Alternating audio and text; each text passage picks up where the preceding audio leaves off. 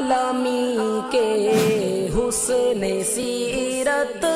پر سلام، نخل احسان و عطا صبح شرافت پر سلام، نخل احسان۔ الحمدللہ رب العالمین، والصلاة والسلام الاتمان الاکملان علی خاتم الانبیاء و سید المرسلین وعلی آلہ وصحبہ اجمعین ومن تبعہم بإحسان الی یوم الدین، اما بعد، قال اللہ تعالی فی کلامہ المجید، اعوذ باللہ من الشیطان الرجیم، بسم اللہ الرحمن الرحیم،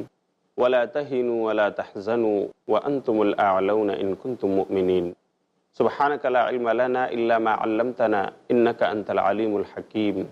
محترم ناظرین کرام اور معزز خواتین اسلام، پیغام سیرت النبی یہ دلچسپ سیریز لے کر آج میں پھر آپ کے سامنے حاضر ہوں اور آپ سب کا میں پرتپاک استقبال کرتا ہوں۔ السلام علیکم ورحمۃ اللہ وبرکاتہ۔ پچھلی گفتگو ہماری حضرت عمر بن خطاب رضی اللہ تعالیٰ عنہ کے بارے میں تھی کہ ان کو فاروق کا لقب کیسے ملا، اور اللہ رب العالمین نے ان کے ذریعہ سے اسلام کو کس طرح سے سربلندی عطا فرمائی کہ مسلمان کھل کر کے سامنے آ گئے، خانہ کعبہ میں آ کر نماز پڑھنے لگے۔ لیکن یہ چیزیں جب کفار مکہ نے دیکھیں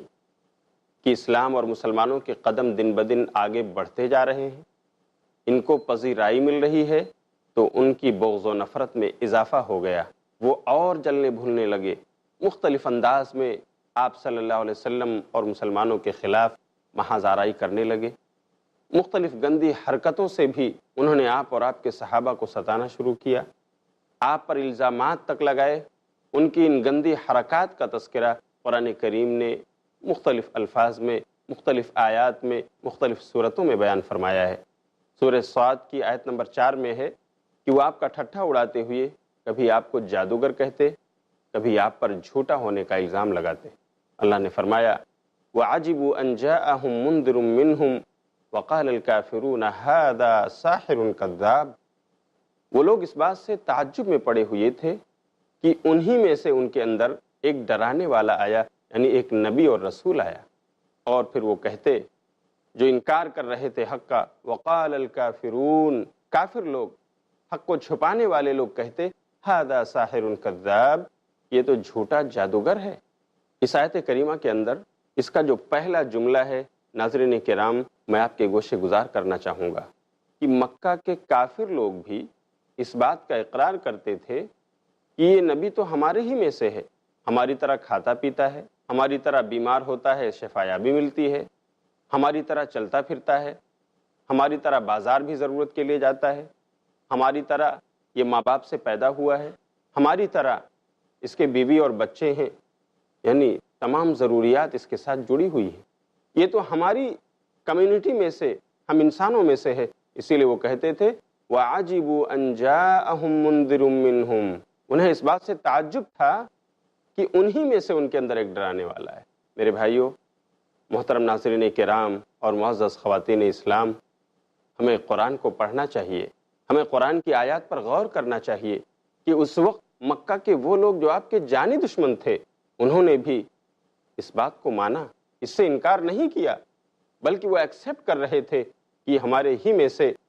اسی مکہ میں رہنے والے اور قریش قبیلہ کے بنو ہاشم کے ایک فرد ہیں، اور تمام ضروریات ان کے ساتھ جڑی ہوئی ہیں، یعنی یہ انسان ہیں۔ اور اسی لیے وہ کہتے تھے کہ آخر نبی اس کو تو چاہیے تھا کوئی فرشتہ بھیجتا تاکہ ہم اس کی مانتے اور اس کی پیروی کرتے۔ یہ ان کی باتیں ہوا کرتی تھیں، لیکن آج ہم اللہ کا کلمہ پڑھنے والے، نبی صلی اللہ علیہ وسلم سے محبت کا دم بھرنے والے ہیں، ہمیں چاہیے اس بات کو تسلیم کریں کہ نبی صلی اللہ علیہ وسلم بھی انسانوں میں سے تھے، لیکن اللہ نے ان کو مقام بلند یہ عطا فرمایا کہ ان کو نبوت دی، ان کو رسالت کا تاج پہنایا، جبریل علیہ السلام کو ان کے پاس بھیجا، اور ان کے ذریعے سے قرآن نبی آخر الزماں محمد الرسول اللہ صلی اللہ علیہ وسلم پر نازل فرمایا۔ یہ ہمارے اور ہمارے نبی کے درمیان بڑا فرق ہے، ہم نبی کے امتی ہیں۔ اسی طرح مکہ کے لوگ آپ کو کبھی کبھار پاگل، مجنوں اور دیوانہ بھی کہا کرتے تھے، یہ الزام بھی آپ پر لگاتے تھے۔ قرآن کریم نے اس کا ذکر کیا ہے، وہ کہتے تھے اعوذ باللہ من الشیطان الرجیم وَإِن يَكَادُ الَّذِينَ كَفَرُوا لَيُزْلِقُونَكَ بِأَبْصَارِهِمْ لَمَّا سَمِعُوا الذِّكْرَ وَيَقُولُونَ إِنَّهُ لَمَجْنُونَ۔ یہ کافر لوگ قریب ہے کہ آپ کو اپنی نظروں سے پھسلا دیں، یعنی جب آپ صلی اللہ علیہ وسلم کو دیکھتے تو کنکھیوں سے دیکھتے، آنکھوں سے اشارے کرتے تھے۔ جب آپ صلی اللہ علیہ وسلم ان کے پاس کلام اللہ پڑھتے، ذکر اللہ کرتے، اور جب وہ اس ذکر کو سنتے تو آنکھوں سے آپ کی طرف اشارے کیا کرتے تھے، گویا وہ آپ کو اپنی آنکھوں سے پھسلا دیں گے۔ وَيَقُولُونَ إِنَّهُ لَمَجْنُونَ، اور وہ کہتے یہ آدمی تو پاگل ہے، یہ آدمی تو دیوانہ ہے۔ اس طرح ان کے الزامات ہوا کرتے تھے جو نبی صلی اللہ علیہ وسلم پر وہ لگایا کرتے تھے، بلکہ آپ صلی اللہ علیہ وسلم پر ایمان لانے والوں کا بھی وہ مسخرہ اڑاتے، ان کا ٹھٹھا کرتے تھے اور ان کی ہنسی اڑایا کرتے تھے۔ قرآن کریم نے اس کا بھی ذکر فرمایا ہے، اور ان کا مقصد یہ ہوا کرتا تھا کہ مسلمان بددل ہو جائیں، ہم ان کا اتنا زیادہ ٹھٹھا کریں، اتنا زیادہ ان کی ہنسی اڑائیں، اور اس قدر ان کا مسخرہ ہو کہ یہ بددل ہو جائیں اور اپنا مشن بھول جائیں۔ اسی لیے وہ صرف نبی صلی اللہ علیہ وسلم ہی پر الزام نہیں لگاتے تھے، صرف آپ ہی کو دیوانہ اور پاگل نہیں کہتے تھے، بلکہ آپ کے ساتھیوں کے ساتھ بھی ان کا یہی کچھ رویہ تھا، جیسا کہ قرآن نے سورہ مطففین کی آیت نمبر 29 سے لے کر 32 میں اس بات کا ذکر فرمایا ہے۔ اللہ کہتا ہے اعوذ باللہ من الشیطان الرجیم ان الذین اجرموا کانوا من الذین آمنوا یضحکون، کہ وہ لوگ جو مجرم ہیں یعنی کافر لوگ، وہ ایمان لانے والوں پر ہنستے ہیں۔ وَإِذَا مَرُّوا بِهِمْ يَتَغَامَزُونَ، اور جب ان مومنوں کے پاس سے ان کا گزر ہوتا ہے، یتغامزون، وہ اپنی آنکھوں سے اشارے کرتے ہیں ان کی طرف اور اس طرح سے ان کا ٹھٹھا اڑاتے ہیں۔ وَإِذَا انْقَلَبُوا إِلَىٰ أَهْلِهِمُ انْقَلَبُوا فَكِهِينَ، اور جب اپنے اہل و عیال کی طرف جاتے ہیں پلٹ کر تو بڑے مزے لے رہے ہوتے ہیں، بڑی کھلیاں کرتے ہیں، بڑی ہنسی اڑاتے ہیں۔ وَإِذَا رَأَوْهُمْ قَالُوا إِنَّ هَٰؤُلَاءِ لَضَالُّونَ، اور جب یہ کافر ان مسلمانوں کو دیکھتے ہیں کہنے لگتے ہیں یہ لوگ تو گمراہ ہیں، یہ لوگ تو راستے سے بھٹکے ہوئے ہیں، یہ لوگ سیدھی راہ پر نہیں ہیں۔ اس طرح سے کفار مکہ مسلمانوں کی ہنسی اڑا کر، مسلمانوں کا ٹھٹھا کر کے ان کو بدل کرنا چاہتے تھے تاکہ وہ اپنے راستے سے ہٹ جائیں، اپنا مشن بھول جائیں، لیکن مسلمان تھے، نبی کے سچے ماننے والے تھے کہ انہوں نے اپنے مشن سے اپنے آپ کو کبھی نہیں ہٹایا۔ وہ ہمیشہ جب سے انہوں نے یہ راہ پائی ہمیشہ اسی راہ پر لگے رہے اور سچے ایمان کے ساتھ ہر طرح کی قربانی انہوں نے پیش کی، یہاں تک کہ انہیں مکہ کی سرزمین میں ستایا گیا، ہجرت کرنے پر مجبور ہوئے، لیکن اپنے مشن کو نہیں بھولے۔ اس سے ہمیں یہ درس ملتا ہے، ناظرین کرام، اس سے ہمیں یہ سبق ملتا ہے کہ ہمیں بھی اگر یہ اسلام ملا ہے، ہو سکتا ہے وراثت میں ملا ہو، یہ ہم خاندانی مسلمان ہیں، اس لیے اس کا ویلو ہماری نظر میں نہ ہو، لیکن اے مسلمانوں، اے میرے بھائیوں اور اے میری بہنوں، اگر آپ تک میری آواز پہنچ رہی ہے تو ذرا اس کی قیمت ان سے پوچھو جن کو یہ اسلام تحقیق کرنے کے بعد ملا ہے، جن کو یہ اسلام ڈھونڈنے اور پڑھنے کے بعد ملا ہے، جن کو یہ اسلام ایک لمبی ریسرچ کے بعد ملا ہے، کافی محنتوں کے بعد انہوں نے اسلام کو سمجھا اور قبول کیا ہے۔ ذرا جا کر ان کے دلوں سے پوچھو یہ کتنی بڑی نعمت ہے اور اس کی قیمت ان کی نظر میں کیا ہے۔ آج ہم اس کو وراثت میں پا کر ہمارا نام تو محمد ہوتا ہے، احمد ہوتا ہے، ابو بکر ہوتا ہے، عمر ہوتا ہے، حسن اور حسین ہوتا ہے، لیکن ہم ان کے نقش قدم پر نہیں ہوتے۔ دنیا داری میں اس قدر ہم آگے نکل جاتے ہیں کہ اپنے مشن کو ہم بھول جاتے ہیں۔ ناظرین کرام، پیغام سیرت النبی اس اہم درس سے ہمیں یہی سبق مل رہا ہے کہ ہمیں اگرچہ ستایا جائے، ہمارا اگرچہ ٹھٹھا اڑایا جائے، اگرچہ ہم پر ہنسا جائے، لیکن ہمیں بددل نہیں ہونا چاہیے کہ نبی کے صحابہ نہیں ہوئے تھے۔ اگر ہم ان کے اسی مشن کو لے کر چلنے والے ہیں تو ہمیں ان کے اس مشن میں رہتے ہوئے جس انداز کی ثبات قدمی کا ثبوت انہوں نے دیا تھا، ہمیں بھی چاہیے کہ ہم وہ ثبات قدمی اپنے اندر رکھیں۔ باتیں اور بھی ہیں، میں آپ کو بتاؤں گا کہ یہ کفار مکہ کس کس انداز میں نبی اور نبی کے ماننے والوں کے خلاف محاذ آرائی کر رہے تھے، لیکن وقت ہو گیا ہے چھوٹے سے بریک کا، اس لیے میں یہیں پر رکتا ہوں۔ انشاءاللہ تھوڑی دیر کے بعد پھر آؤں گا۔ السلام علیکم ورحمۃ اللہ وبرکاتہ۔ رحمت للعالمین کے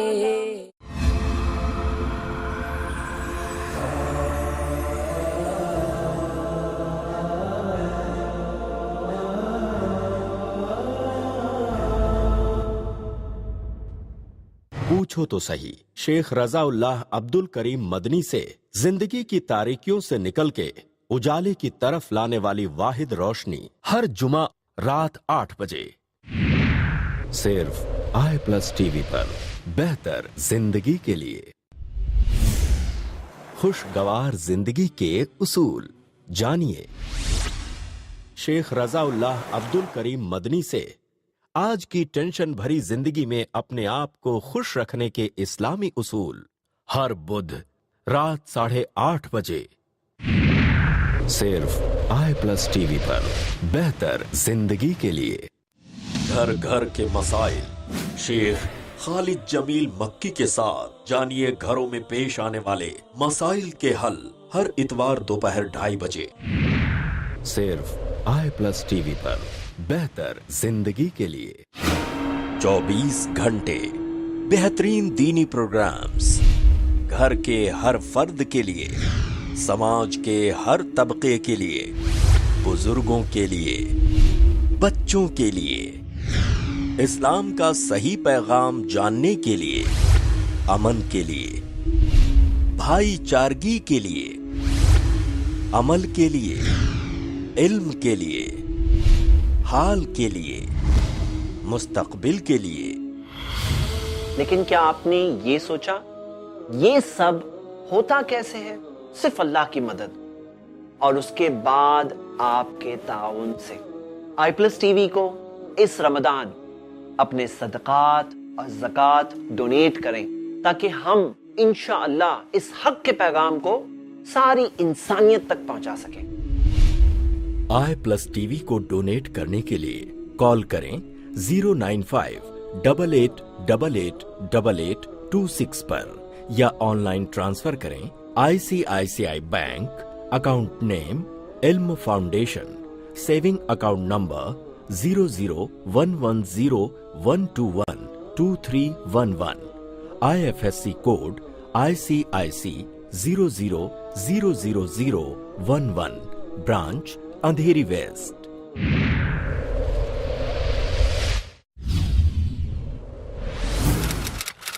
अपने DTH और केबल ऑपरेटर से आज ही संपर्क करें। Free to air. रहमतुल लिल आलमीन के। मुहतरम नाज़रीन किराम और ख़वातीन इस्लाम, मैं वादे के मुताबिक आपके सामने फिर हाजिर हूँ।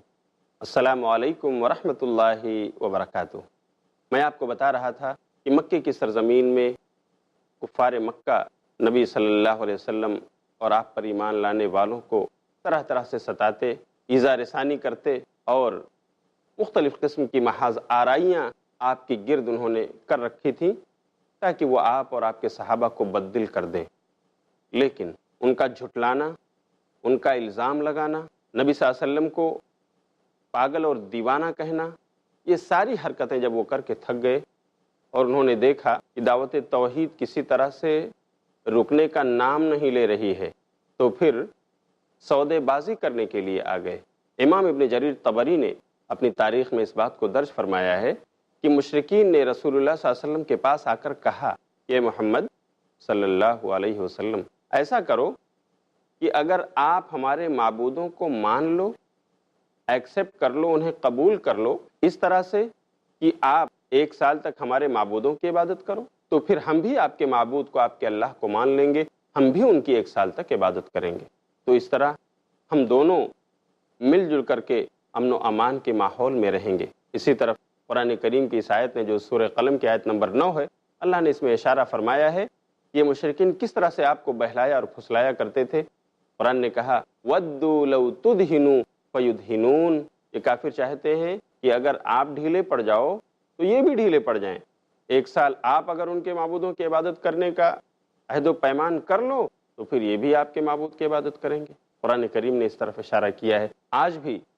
अगर आप गौर करें तो आपको पता चलेगा कि दुश्मनान इस्लाम आज के ज़माने में भी मुसलमानों से सौदेबाजियाँ करते हैं और इस तरह से उनको उनके मिशन से, उनके मकसद से हटाना चाहते हैं। लेकिन सीरत नबवी के इस हिस्से का पैगाम ये है कि हमें अपने मिशन को नहीं भूलना चाहिए, हमें अपने मकसद को नहीं भुलाना चाहिए। हमेशा हर वक्त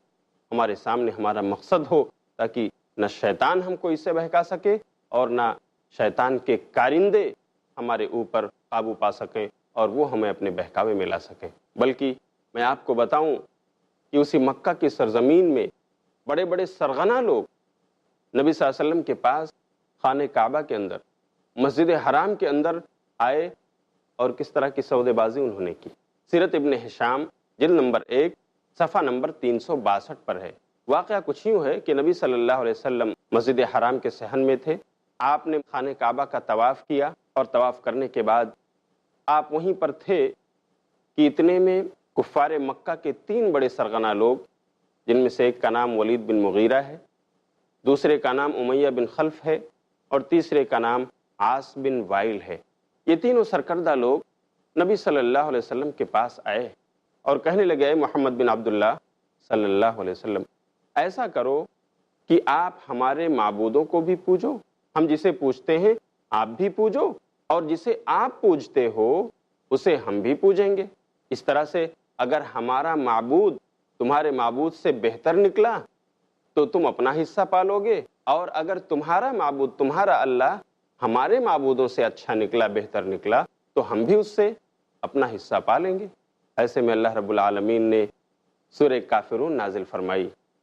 سورۃ نمبر 109 اور آیت نمبر 1 سے 5۔ اللہ نے ارشاد فرمایا، اعوذ باللہ من الشیطان الرجیم، قل یا ایہا الکافرون لا اعبد ما تعبدون ولا انتم عابدون ما اعبد ولا انا عابد ما عبدتم ولا انتم عابدون ما اعبد لکم دینکم ولی دین، جس کا ترجمہ یہ ہے کہ اے نبی آپ ان سے کہہ دو، اے کافرو۔ ناظرین کرام، آپ جانتے ہیں کفر کا معنی ہوتا ہے چھپانا یا انکار کرنا۔ کافر کو کافر اسی لیے کہا جاتا ہے کہ وہ حق کو جانتے بوجھتے بھی اس کو چھپا رہا ہوتا ہے، اس کا دل اسے تسلیم کر چکا ہوتا ہے، لیکن وہ اپنی زبان سے اس کا اظہار نہیں کرتا، اس حق کو اپنے دل میں چھپائے رکھتا ہے۔ آپ کو یاد ہوگا کہ فرعون موسیٰ علیہ السلام کی حقانیت اس کے دل میں بیٹھ چکی تھی، جس کو قرآن نے بتایا ہے وَاسْتَيْقَنَتْهَا أَنفُسُهُمْ، کہ ان کے دل اس حق کو مان چکے تھے، لیکن اس کے باوجود ہارون اور موسیٰ کے رب پر وہ ایمان نہیں لائے، صرف ہٹ دھرمی تھی، حالانکہ ان کا دل مان رہا تھا۔ تو بہت سارا معاملہ ایسا ہوتا ہے کہ یہ لوگ جو ایمان نہیں لاتے، حالانکہ وہ حق کو سمجھ رہے ہوتے ہیں، ان کو کافر اسی لیے کہا جاتا ہے کہ وہ حق کو چھپانے والے ہوتے ہیں۔ تو یہاں پر سورہ کافرون، اس کا ترجمہ یہ ہے کہ اے حق کو چھپانے والے یا اے حق کا انکار کرنے والے۔ بہت سارے لوگ کہتے ہیں کہ مسلمان غیر قوموں کو برا بھلا کہتے ہیں، ان کو چڑھاتے ہیں۔ اس میں چڑھانے کی کون سی بات ہے؟ اللہ رب العالمین نے خود خطاب کر کے کہا ہے کہ اے نبی آپ ایسے لوگوں سے کہہ دیجئے، کیونکہ یہ حق کو چھپانے والے ہیں، تو اگر وہ حق کو چھپا رہے ہیں، ان کو حق کا چھپانے والا اگر کہا جائے تو یہ کون سا الزام ہے، یہ کون سی بری بات ہے، یا یہ کون سا چڑھانا ہے؟ آئیے ترجمہ سنیے، قل یا ایھا الکافرون، اے نبی کہہ دیجئے کہ اے حق کا انکار کرنے والو، حق کو چھپانے والو، قل یا ایھا الکافرون لا اعبد ما تعبدون، میں اس کی عبادت نہیں کرتا جس کی تم کر رہے ہو، ولا انتم عابدون ما اعبد، اور نہ ہی تم اس کی عبادت کرنے والے ہو جس کی میں کر رہا ہوں، ولا انا عابد ما عبدتم ولا انتم عابدون ما اعبد، اور دیکھو نہ میں اس کی عبادت کروں گا جس کی تم کر رہے ہو، تمہارے لیے تمہارا دین ہے اور ہمارے لیے ہمارا دین ہے۔ ظاہر سی بات ہے تم لات و منات، عزا، حبل، ان سب کی پرستش کرتے ہو، ان سب کی پوجا کرتے ہو، 360 بتوں کو مانتے ہو، میں تو ایسا ہرگز نہیں کر سکتا، میں اللہ کی توحید پا چکا ہوں، اور میں دیکھ رہا ہوں کہ تم اس توحید سے منکر ہو، اس کا انکار کر رہے ہو، اور حق جانتے ہوئے بھی اس کو چھپا رہے ہو، ایک اللہ کی عبادت نہیں کر رہے ہو۔ تو جاؤ، ٹھیک ہے تمہارے لیے تمہارا دین، ہمارے لیے ہمارا دین، ہم اپنے ایمان کو نہیں بیچیں گے، اپنی توحید کا سودا ہم آپ سے نہیں کریں گے۔ ایسا کبھی نہیں ہو سکتا کہ ہم آپ کے معبودوں کی عبادت کریں اس بنا پر کہ آپ ہمارے معبودوں کی عبادت کا وعدہ اور عہد و پیمان کرو، ایسا نہیں ہو سکتا۔ نبی صلی اللہ علیہ وسلم نے ان کو قرآن کی ان آیات کی روشنی میں برملا جواب دیا کہ ہم شرک کو مان کر اس کی حمایت کرنے والے نہیں بن سکتے۔ یہ ہے ہمارے نبی صلی اللہ علیہ وسلم کی سیرت کا ایک اہم حصہ، جس سے پتہ چلتا ہے کہ ہمیں اس طرح کی سودے بازی کبھی نہیں کرنا چاہیے۔ لیکن ناظرین، کیا میں آپ سے پوچھوں، کتنے ایسے مواقع ہماری زندگی میں آتے ہیں، چھوٹی سی تجارت ہماری ہوتی ہے، چھوٹا سا بزنس ہم کر رہے ہوتے ہیں، دنیا کے تھوڑے سے فائدے کے لیے اللہ کی قسم ہم اپنا ایمان بیچ دیتے ہیں، سودے بازی ہو جاتی ہے، اور اس طرح سے ہم جھوٹ بولتے ہوئے نظر آتے ہیں، لوگوں کو دغا دیتے ہوئے، لوگوں کے ساتھ فریب کرتے ہوئے نظر آتے ہیں تاکہ دنیا کا یہ فائدہ مل جائے۔ ہمارے نوجوان اپنے ایمان کا سودا کر بیٹھتے ہیں، حالانکہ اس ایمان کی قیمت ان کو سمجھنا چاہیے۔ کتنی عظیم دولت ہے وہ دولت جس کو محفوظ کرنے کے لیے، جس کی حفاظت کے لیے ہمارے نبی اور نبی کے صحابہ نے اپنا وطن عزیز تک چھوڑ دیا، اپنے کنبے قبیلے کو خیر بات کہہ دیا، اپنے کھیت اور کھلیان کی قربانی پیش کر دی، حتیٰ کہ جان سے مارنے کی دھمکیاں بھی دی گئیں، لیکن یہی ایمان کی دولت تھی جس کو لے کر انہوں نے ثبات قدمی کا ثبوت دیا، پہاڑ بن گئے، کفر اور شرک کے سامنے بالکل نہیں جھکے۔ ناظرین، کیا اس میں ہمارے لیے سبق نہیں ہے؟ اللہ رب العالمین ہم کو نبی صلی اللہ علیہ وسلم کے اس اسوہ کو سمجھنے اور اس پر عمل کرنے کی توفیق عطا فرمائے۔ محترم ناظرین کرام، بات یہیں تک ختم نہیں ہوتی، بلکہ معاملہ کفار مکہ کا یہاں تک پہنچ چکا تھا کہ وہ ایک بار آپ صلی اللہ علیہ وسلم کے چچا ابو طالب کے پاس قریش کا ایک ہٹا کٹا بانکا نوجوان لے کر پہنچے، ولید بن مغیرہ کے بیٹے عمارہ کو۔ اس کا ذکر سیرت ابن ہشام جلد نمبر 1 صفحہ نمبر 266 پر، کہ کفار قریش جمع ہوئے ابو طالب کے پاس آنے کے لیے، اور انہوں نے ولید بن مغیرہ کے ایک ہونہار بیٹے عمارہ بن ولید کو اپنے ساتھ لیا، جو یقیناً ایک بڑا ہی خوبصورت اور بانکا جوان تھا۔ اسے لے کر آئے اور کہنے لگے، اے ابو طالب، دیکھو یہ عمارہ بن ولید قریش کا ایک بڑا ہی بانکا اور خوبصورت جوان ہے، جسے ہم آپ کے پاس لے کر آئے ہیں اس لیے کہ آپ اسے لے لو، اسے اپنا بیٹا بنا لو، آپ اس کی دیت کے حقدار ہوگے، اسی طرح آپ اس کی نصرت کے بھی حقدار ہو، آپ اسے پالو اور پوسو، اور ہمیں محمد بن عبداللہ کو دے دو تاکہ ہم انہیں لے جا کر کے قتل کر دیں، کیونکہ انہوں نے ہمارے خاندان کے شیراتے کو بھی کھیر دیا ہے، ہماری قوم کی اجتماعیت میں دراڑیں انہوں نے پیدا کر دی ہیں، ایک مسلمان ہے دوسرا کافر، ایک ان کا کلمہ پڑھنے والا ہے دوسرا اس کا انکار کرنے والا، بیوی کلمہ پڑھ رہی ہے شوہر اس کا انکار کر رہا ہے، باپ ان کے کلمے کا اقرار کرنے والا ہے، بیٹے ان کا انکار کرنے والے ہیں، اس طرح سے ہمارے خاندان کے شیرازے کو انہوں نے بکھیر دیا ہے، انہوں نے ہمارے آبا و اجداد کی عقلوں کو حماقت زدہ بتلایا ہے، اس لیے آپ عمارہ بن ولید کو لے لو اور محمد بن عبداللہ کو ہمارے حوالے کر دو، یہ ایک جان کے بدلے ایک جان کا حساب ہے۔ ابو طالب نے کہا، یہ کیسا انصاف ہے؟ ذرا بتاؤ، تم تو اپنے خاندان کے بیٹے کو ہمیں سونپ رہے ہو کہ میں اپنا بیٹا اسے بنا لوں، اسے کھلاؤں پلاؤں، اسے پالوں اور پوسوں، اور تم میرے بیٹے محمد بن عبداللہ کو لے جا کر اسے قتل کر دو؟ اللہ کی قسم ایسا ہرگز نہیں ہوگا۔ اس پر مطعم بن عدی نے کہا کہ ابو طالب، ہماری قوم نے آپ کے پاس ایک انصاف والی بات پیش کی ہے، اس لیے کہ یہ قوم اس بات سے بچنا چاہتی ہے جو آپ کو پسند نہیں، پر میں دیکھ رہا ہوں کہ آپ اسے قبول نہیں کر رہے ہو، حالانکہ ہماری قوم اس بات سے بچنا چاہتی ہے جو آپ کو ناپسند ہے، یہ ایک کے بدلے ایک جان کا حساب بالکل انصاف والی بات۔ پر ابو طالب نے سختی سے اس کا جواب دیا اور کہا، یہ بات ہرگز انصاف والی نہیں، یہ ظلم کی ہے، لیکن میں دیکھ رہا ہوں کہ تم بھی انہی ظالم کو ساتھ دے رہے ہو اور میرا ساتھ چھوڑ دے رہے ہو، تو جاؤ جو بن آئے کر لو، میں اپنا بھتیجا آپ کے حوالے نہیں کروں گا۔ ناظرین کرام، ذرا آپ اندازہ کیجئے کفار مکہ کس درجہ گر چکے تھے، انہوں نے نبی صلی اللہ علیہ وسلم کے قتل کرنے کے لیے اپنا ایک بانکا جوان بھی ان کے حوالے پیش کر دیا کہ عمارہ کو لے لو، محمد کو دے دو۔ اس طرح کی سودے بازیاں وہ کرتے رہے، لیکن ابو طالب نے آپ کا ساتھ نہیں چھوڑا، ہر حال میں آپ کا دفاع کیا اور آپ کی حمایت میں رہے، اور اس طرح اللہ رب العالمین نے ابو طالب کے ذریعہ آپ کا دفاع کیا۔ ایسے ہی اللہ تعالیٰ مومنوں کا دفاع کیا کرتا ہے۔ پیغام یہ ہے کہ ہمیں ہر حال میں اپنے ایمان پر ثابت قدم رہنا چاہیے۔ یہ سیرت النبی کے اس حصے کا پیغام ہے جو میں آپ تک پہنچا رہا ہوں۔ ہمیں کسی حال میں اپنے ایمان کا سودا نہیں کرنا چاہیے، نہ ہمارے نبی نے کیا ہے، نہ نبی کے صحابہ نے کیا ہے۔ اللہ تعالیٰ ہمیں انہی کے نقش قدم پر چلنے کی توفیق عطا فرمائے۔ وقت ہو گیا ہے، اس لیے میں آپ سے اجازت چاہتا ہوں، اگلے ایپیسوڈ میں انشاءاللہ